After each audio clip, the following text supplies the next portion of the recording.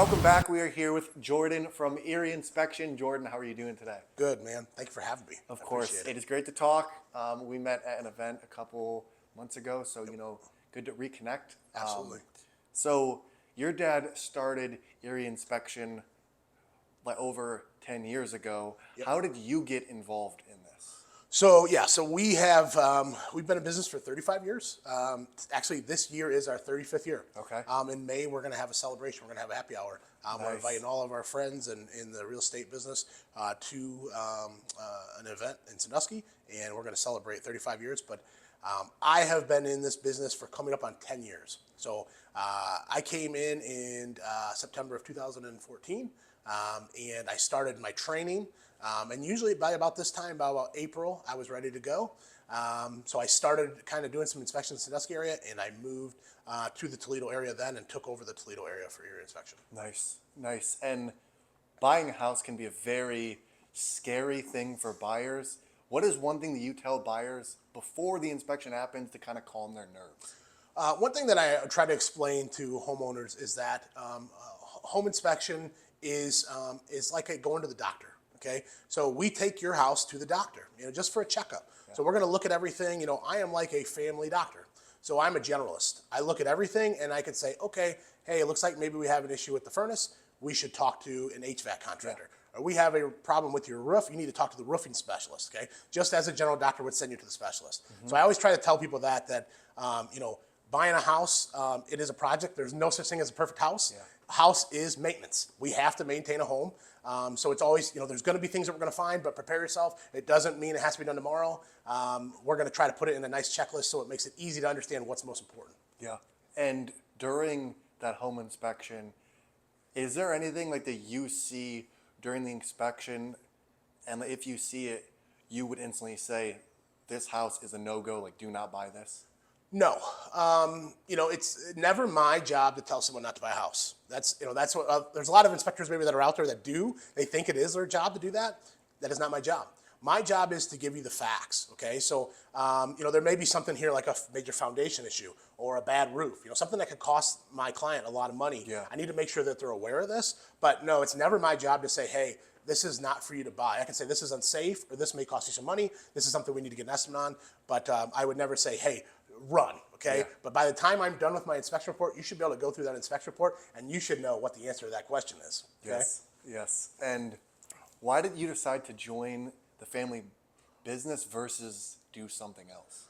Very good question. Okay, so when I started, when I used to work, when I was little, okay, and I got grounded, I got sent to the job site with my dad's guys. Okay. So my mom would actually drive me to the job site and say, you're grounded, you're in trouble, you're with the boys, you're with them today.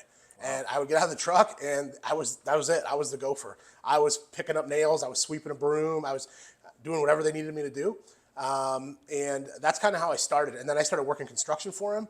I started getting, through construction, I started learning a lot about construction. And then I finally got old enough. I got into college. I was still working. I was making pretty good money working for him, but I was like, you know what?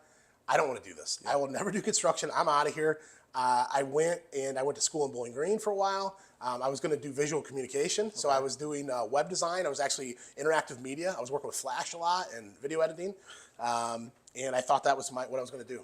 And I did that. I went to school. I never finished. I was right at the end of my bachelor's, and I said, you know what? I don't want to sit behind a computer for the rest of my life. Yeah. I said, I've been doing this for a long time. I want to do something else. So I ended up I left school. I moved down to Atlanta. I was cooking. I actually became a chef. I was actually a kitchen manager of a couple restaurants. And I was talking to my dad, and really I came back with this to make money. I came to him, and he was like, I'm looking to hire new inspectors. My dad's like, I need new inspectors. And I said, okay. I said, that's not really anything I think I could ever do. He's like, you have a pretty good general knowledge of the construction. And I said, okay. And he started showing me what the guys were making in the summer, making over $2,000 a week. And I'm like, oh, that's pretty good. I'm living in an apartment in Atlanta, barely surviving. I was making, 40 hours a week cooking. So I decided I said, I'm going to take a chance. I'm going to go back. When I came back, I never planned to own this company. I never planned, no, it was just a job. I was just going to make a good job, a good living. I could do what I wanted. I could buy a house eventually, have a family. That was kind of my idea. but I never planned to own the company. That was never in the talks. We never talked about that. And then as I got here and I started doing it, I kind of realized I was pretty good at what I'm doing. And I really, again, my family business, I took pride in any job that I've ever done, but I figured my family business would be the most pride that I should take because I want this business to succeed. And then I kind of, my father started giving me, he's like, I think you should be the person to run this business, because I think maybe before that he thought of probably eventually selling the business, once it became big enough for him to sell. And I think we've kind of changed our idea now. Now we're going to run it together, and we're going to continue to grow it, and make it something even more special than what it is. Yeah. And how you mentioned that you got involved with your dad's businesses early on. How do you think having a father that was an entrepreneur and a business owner shaped your perspective that you have now? I understand what it takes to run a business, and it's not glory. There's not. It's not all, they say that not all sunshine and rainbows. That really isn't business ownership. You do a lot to make a little. A lot of, especially small business owners, people think of us, they think of like an inspector that's by himself as a small business, and we're not because we have 7 inspectors. We're a family run company. We're still a small business. We just cover a wide area. But it is, understanding employees, managing employees, keeping employees happy, making sure that they have a nice place to come to work, a place they want to come to work, and they want to do for your reputation what you want them to do. They're proud of what they do.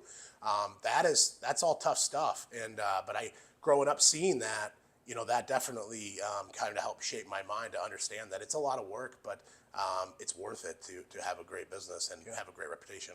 And was there like a mindset shift from you going from an inspector that was like the employee versus an inspector that's going to eventually take over the business? Yeah. And that probably, it was years in, again, like I said, 9 years now, like as a home inspector it's a tough job. Okay.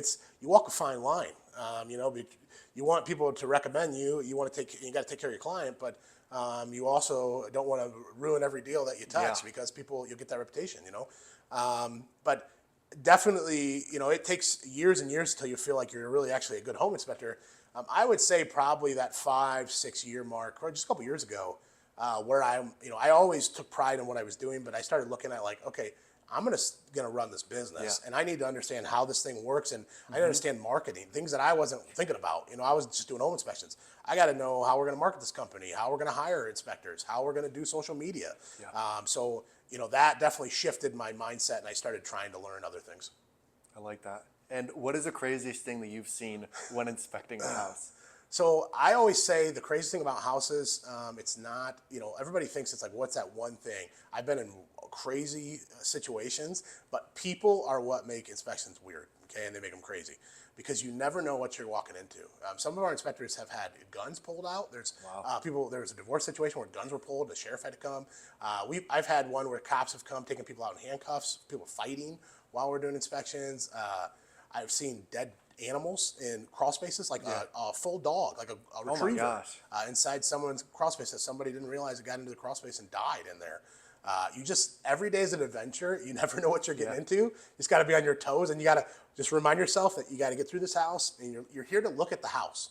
You're not here, you get a sad story, the old lady that lives there, she can't take over her house, it's falling apart. At the end of the day, you got to remove yourself from the situation. You just got to tell someone what you see. Okay, and that can be tough sometimes. And with you and your dad and your brother all involved in the business, how have you balanced family life versus business? That is a good question. Okay, it's very challenging because me and my wife always talk about it. It's like you can't separate. When we have family gatherings and we have a nice cookout at my dad's, there's a lot of inspection talk. Yes. And it's we want to turn it off sometimes. So that's very tough, is balancing between the two. I think we do a good job of it because we all understand what we do. We take our job very seriously. We're very professional at what we do, but we also like to have fun. I think people know that about us. So when we're not working, we're gonna have fun, and we're gonna, we love family time, spending time together, and we try not to talk too much about inspections, but it always comes up a little bit. Yeah, I think when you're always around it, even if you're not meaning to say it, it kind of pops out, or you want to talk about a deal that happened or something that happened, and to kind of switch gears. In life as a whole, what is one thing that you are most grateful for? My family, all of it. Not only my family all around, my wife, my kids, I'm so blessed to have a home. We bought our home in 2020 before the market got crazy. I actually bought my house from a pre-listed inspection. Wow. So this house was about to go for sale. They had me do a pre-listing. They just wanted to know what was wrong with it. When I got done, I said, hey, I'll buy your house. Don't put it on the market. And they sold it to me. Wow. So that is one perk of my job.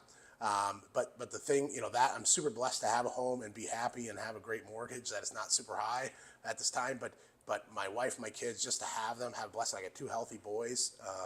And then my parents and my family for giving me the opportunity to work for my business and own the business. Some people don't have that opportunity.